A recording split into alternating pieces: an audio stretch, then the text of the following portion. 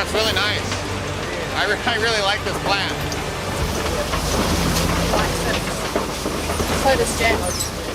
The discovery of the abandoned. Trommel in the remote wilderness, far from paved roads and modern equipment, Parker Schnabel and his crew came across something that would turn into one of the biggest surprises in modern gold mining history. Hidden beneath thick layers of moss, leaves, and rust was a massive machine, long forgotten and assumed worthless. It was a trommel, a giant rotating cylinder designed to separate gold from dirt and rocks. To anyone else, it might have looked like a pile of scrap metal slowly being swallowed by nature. But to Parker, it was a sleeping giant, a piece of mining history that still had a story to tell. Parker had been hearing local stories for years about an old mining site in this area, possibly shut down due to bankruptcy. Some said the company ran out of money. Others believed there were still gold-rich deposits left untouched when the operation stopped. But no one had ever confirmed these tales. Until now. The trommel, even in its ruined state, was the first solid evidence. And what Parker and his team would find next would shock even the most experienced miners. At first, Parker approached the trommel with curiosity. Its frame was rusted. The gears were frozen. The support beams were weakened, and large parts of the machine were either broken or missing.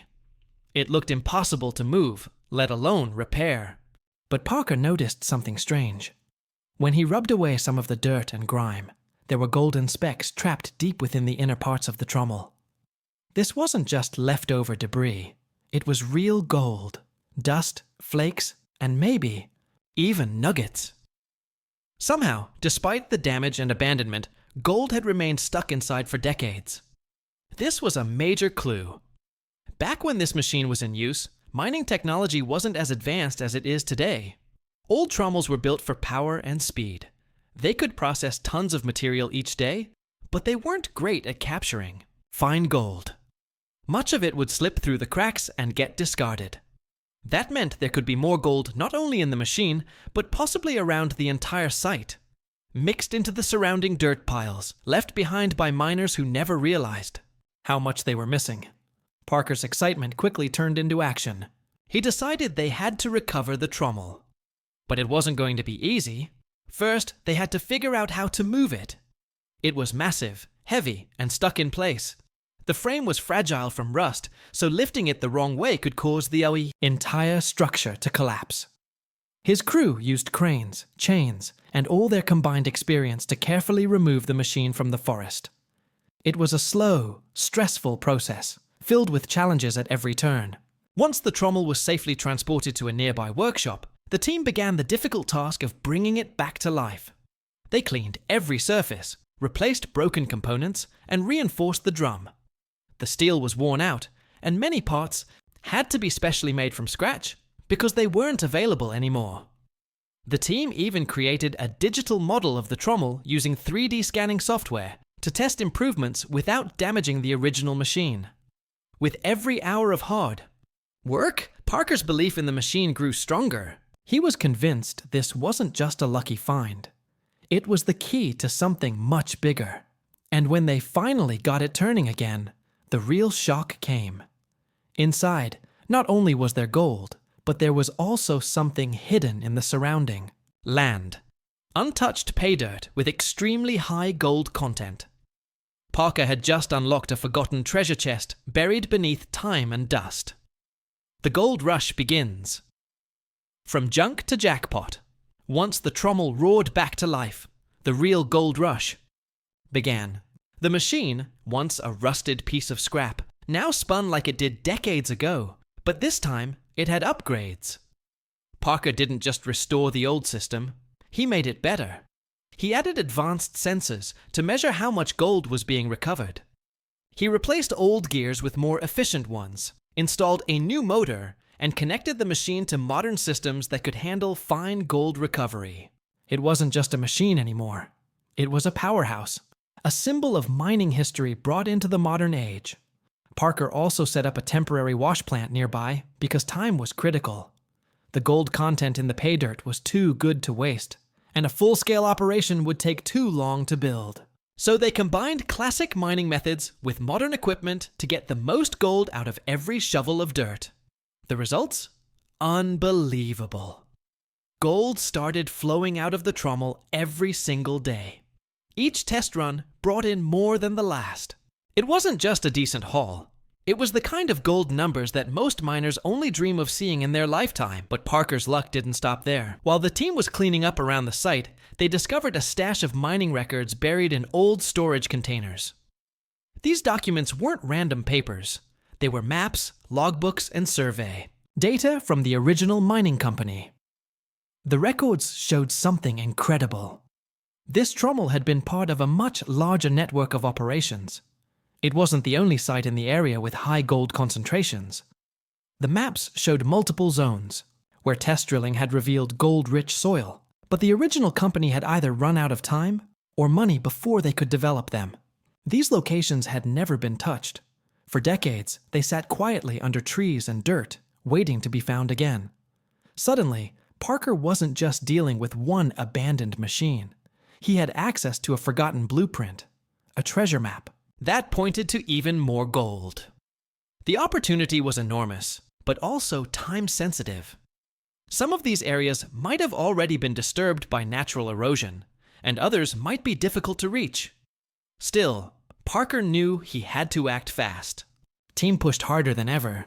They expanded their search, tested more areas from the maps, and even used drone technology to scan the terrain for signs of human activity or pay dirt piles. And the more they explored, the more they found. In one spot, they uncovered an untouched tailings pile that still had gold inside. In another, they found parts of another old trommel buried in mud. It was like unearthing a long-lost gold empire. And while all of this was happening, the restored trommel kept working day and night.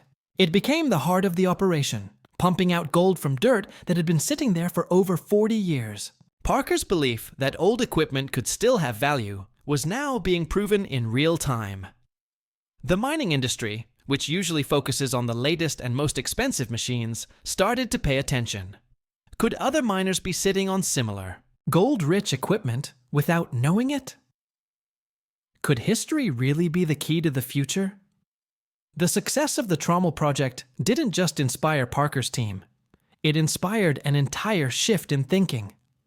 Experts began researching other abandoned machines around the world. University researchers started creating software to help miners scan and test old machines digitally to see if they were worth saving. Some companies even began restoring their unused equipment based on what Parker had accomplished.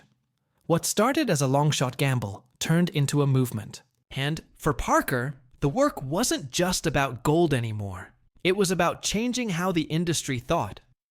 He showed that innovation doesn't always mean building something new.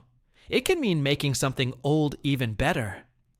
That kind of thinking opened up new possibilities for miners everywhere. A new era in mining, legacy, lessons, and the future as. Parker Schnabel stood next to the now fully functioning trommel, watching gold pour out of the dirt. He wasn't just witnessing a successful project. He was witnessing a shift in how gold mining could work moving forward. The trommel was more than just a machine. It had become a symbol.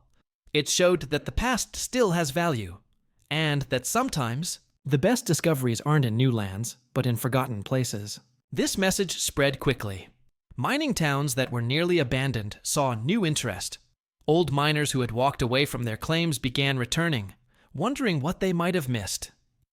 Engineers started designing hybrid machines that combined the rugged durability of older models with the precision of new tools. And environmental groups, they were surprisingly impressed. Because by using already disturbed land and improving old methods, Parker's team reduced their environmental impact drastically. They weren't cutting down fresh forests or digging up untouched landscapes. Instead, they were finishing what others had started, and doing it cleaner, faster, and smarter. Even beyond the gold, Parker's work brought life back to communities. Local businesses near the mining site saw more customers. Cafes reopened. Equipment shops started hiring again. The excitement of the gold find created a ripple effect. Families that had once left in search of jobs started moving back, And Parker made sure to support those communities by offering jobs, training, and partnerships. It wasn't just about striking it rich. It was about giving back to the places that had been forgotten, along with the Trommel. That legacy might be Parker's biggest achievement of all, but perhaps the greatest lesson from this journey is this: never underestimate what looks useless. The abandoned Trommel was assumed to be junk, but Parker saw potential. He looked past the rust and saw the possibility. And that's the true spirit of a gold miner. Not just digging into the earth, but digging into ideas, into history, into possibilities. His work reminded everyone that success isn't always about chasing the newest thing. Sometimes it's about respecting what came before and giving it a second chance. Because you never know, the treasure you're looking for might already be right in front of you, just waiting to be rediscovered.